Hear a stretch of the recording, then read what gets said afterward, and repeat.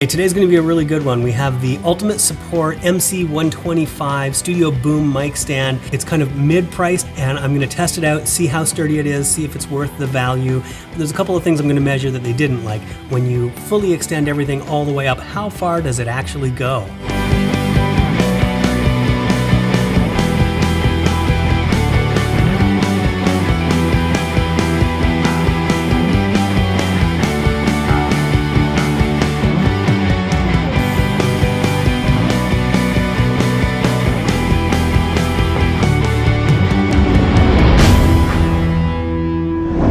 In the studio, a good mic stand is really important because we have some expensive mics that we're using. And so the question is this good enough for really expensive studio mics, and then also for some of this like odd miking that we do, like the overhead drum mics, or if you're miking a choir and you need things to go really high, is it going to work?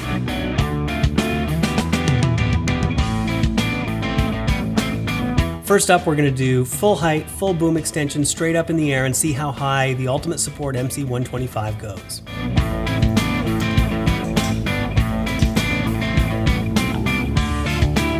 So that goes up 11 feet 5 inches, and that's as high up as I could get it. And so I just had to tape measure on the ground, and so I did account for the 3 inches that my Fat Max is. So that's 11 feet 5 inches. So Ultimate Support lists the boom length from 35 inches to 61 inches. 61 inches is the number that I'm interested in, the full extension. But I have it fully extended here, and you can see it's a little bit harder to see it in the video, but it sags a little bit when it's fully extended out. But let's see what the usable boom length is. So I'm going to measure it from halfway between this knuckle here to the tip of where you would screw in a mic clip.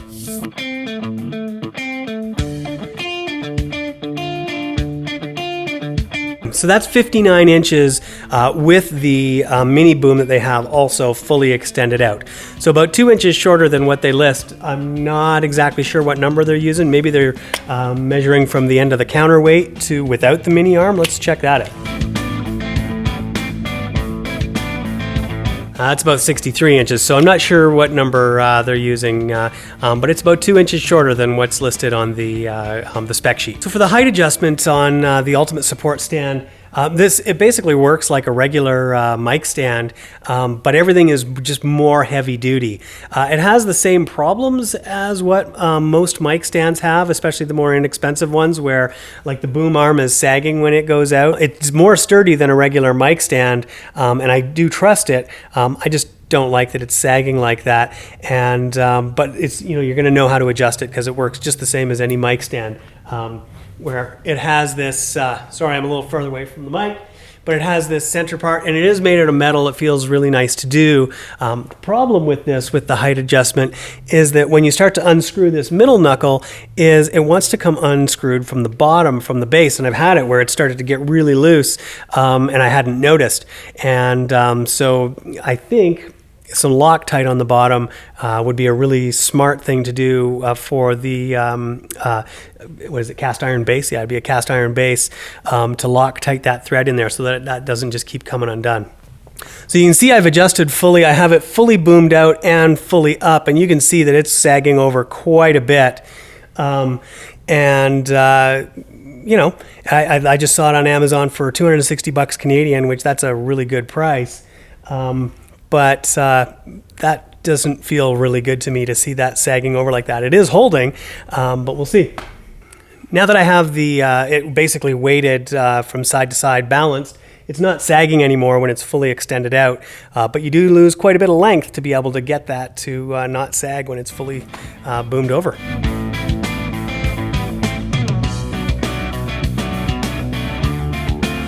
So I got 83 inches there, and they list 82.75, so that's definitely close to spec. For adjustability on this stand, there's the first knuckle on the main height adjustment that's just like any other mic stand, and you can loosen it, tighten it, and move it up and down, and it is solid. It's nice and big. It's made out of metal. I like that. The thing that I don't like is that every time you unscrew this, it actually wants to turn the whole mic stand, and it starts to unscrew from the base of the unit.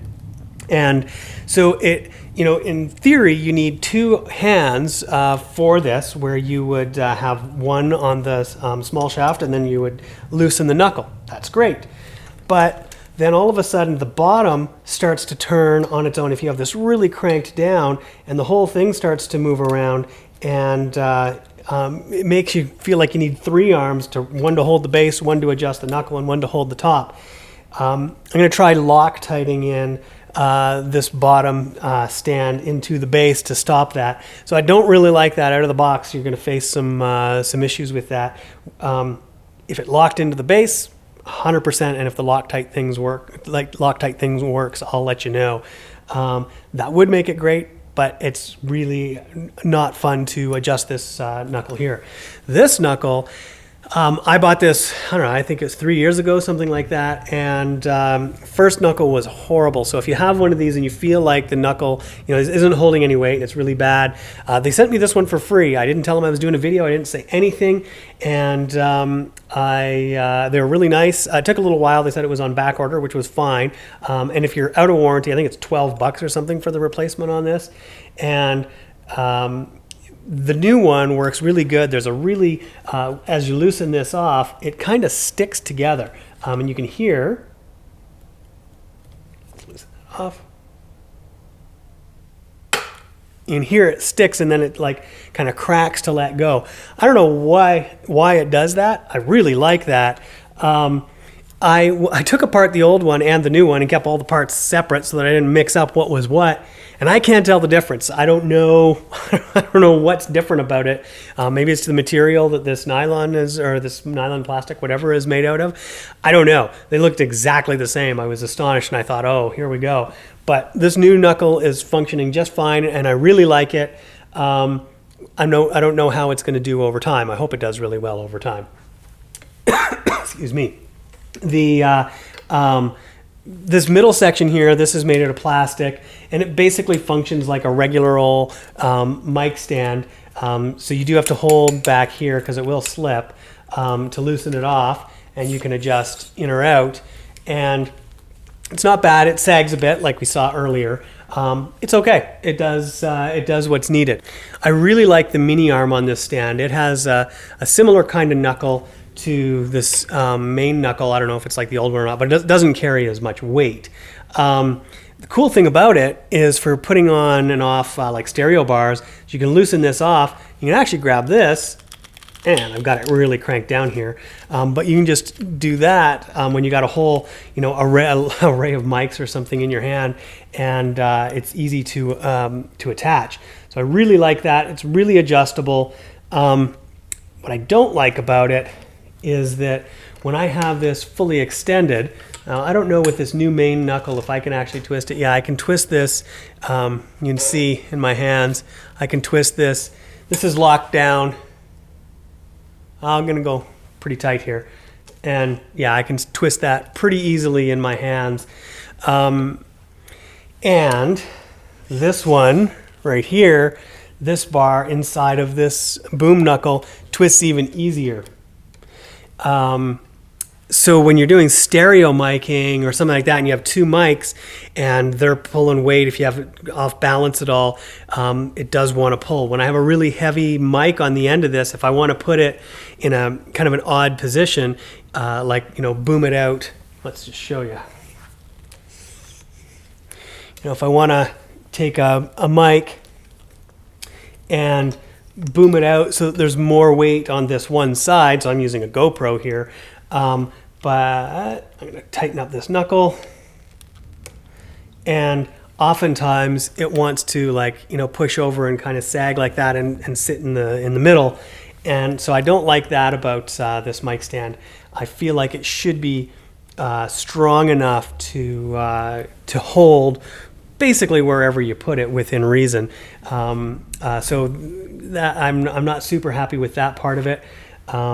But so from an adjustability standpoint, you can do everything you need to do. It's just not quite as robust as, you know, something that's, I mean, it's $260 now, which is really good, but they go as high as like $350. If you're paying $350 for a mic stand, it should hold that kind of weight, you know, like 5 pounds or something like that in some of those awkward positions. My thoughts for the Ultimate Support MC-125 is that, you know, it's not crazy expensive. I feel like it's decent value for the money. I wouldn't run out and buy a bunch more. I use it primarily for my Wonder CM7, which is an expensive vocal mic. I basically leave that mic on this all the time, and I like that I can just, you know, wheel it out. I leave the mic in the control room. I can wheel it out, plug the mic in, and I'm ready to go. I don't use it for drum overheads. It would work for drum overheads just fine now that this knuckle is fixed. And it doesn't take up very much room at the bottom because of the size of the cast iron base, which that's really good, and you can lock the wheels. I like that. You know, like some of the adjustability that I talked about, I'm not a super fan of, you know, with the stereo miking and that kind of thing. So I feel like it's, you know, it's basically priced where you're getting where it's worth what you're paying. If you compare this to like the Triad Orbit or the Latch Lake stuff, which I haven't used either of those, they look really sturdy. They're super expensive. And basically, I like to spend about 10% of the value of the microphones that I'm putting on the stand.